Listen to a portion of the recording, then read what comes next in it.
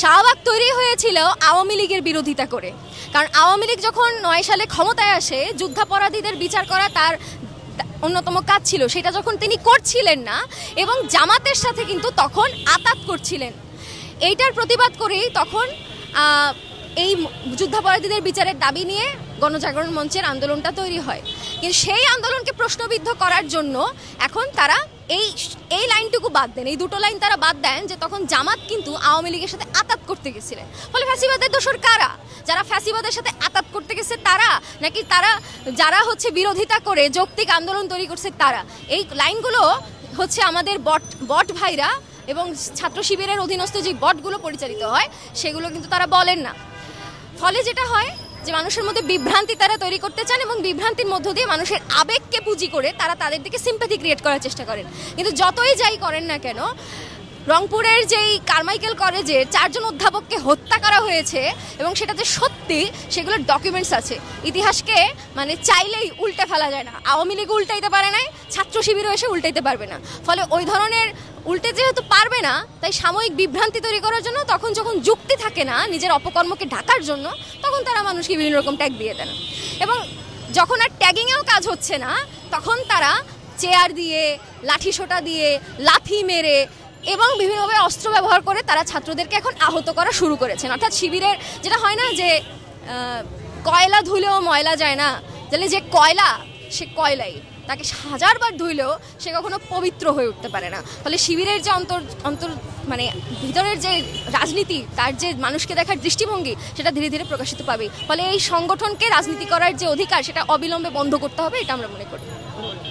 আমাদের দাবি হচ্ছে যে এটিএম আজহারুল ইসলামের যে বেকসুর খালাসের প্রতিবাদে, এই রায়ের প্রতিবাদে হচ্ছে রাজশাহী বিশ্ববিদ্যালয়, চট্টগ্রামে এগুলোতে হচ্ছে ছাত্ররা প্রতিবাদ মিছিল বের করেছিল।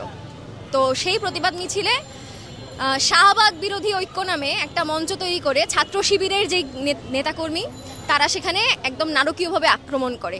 এবং আপনারা চট্টগ্রামের যে নারকীয়তা আপনি দেখেছেন যে সেখানে মানে লাথি, তারপরে ইট মারা থেকে শুরু করে মানে যেটা হচ্ছে 15 জুলাইতে আমরা সেই নৃশংসতা দেখেছি, সেই নৃশংসতা তারা আবার করে পুনরায় চর্চা করছে।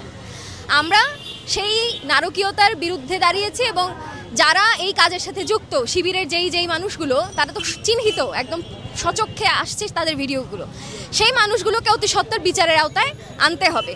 এবং একই সাথে ক্যাম্পাসের যে গণতান্ত্রিক পরিবেশ, সেই গণতান্ত্রিক পরিবেশকে পুনরুদ্ধার করার জন্য প্রশাসনকে অবিলম্বে স্টেপ নিতে হবে, এটাই হচ্ছে আমাদের প্রথম দাবি। এবং একই সাথে এই যে একজন যুদ্ধাপরাধীকে যে বেকসুর খালাস ঘোষণা করে দেওয়া হলো, আমরা সেই রায়কে প্রত্যাহার করি, আমরা সেই সিদ্ধান্ত মানি না। কারণ একজন গণহত্যাকারী, ফলে তার বিচারিক প্রক্রিয়া নিয়ে আমরা প্রশ্ন তুলতে পারি। এবং সেই বিচারিক প্রক্রিয়াও আপনি দেখবেন যে 14 সালের মৃত্যুদণ্ড রায়ের পরে 10 বছরে তার রায় মৃত্যুদণ্ড কার্যকর করা হয় নাই। এবং তার 11 বছরের মাথায় এই 25 সালে তারা কি করলেন, সেই রায়টাকে অকার্যকর করে দিলেন এবং তাকে বেকসুর খালাস করলেন। কোন বিচারিক প্রক্রিয়ার ভিত্তিতে তাকে বেকসুর খালাস করা হয়েছে সেই প্রক্রিয়া কিন্তু এখানে সামনে আসেনি। এবং সেটা নিয়ে স্বয়ং একজন আইনজীবী জ্যোতির্ময় বড়ুয়া উনিই প্রশ্ন তুলেছেন। ফলে সেগুলো যেমন সামনে আনা জরুরি এবং অতি সত্বর এই রায়কে প্রত্যাহার করে অতি সত্বর আজহারুলের মৃত্যুদণ্ড কার্যকর দাবি হচ্ছে আমাদের। দেখেন, যার কাছে যুক্তি না থাকে তার কাছে থাকে হচ্ছে বিভিন্ন রকম বুলিং করার মতো শব্দ, ট্যাগিং, এগুলোর আশ্রয় তাকে নিতে হয়। আমি আরেকটা প্রশ্ন করতে চাই যে তারা তো শাহবাগকে ফ্যাসিবাদ তৈরির মানে ক্ষেত্র মনে করেন।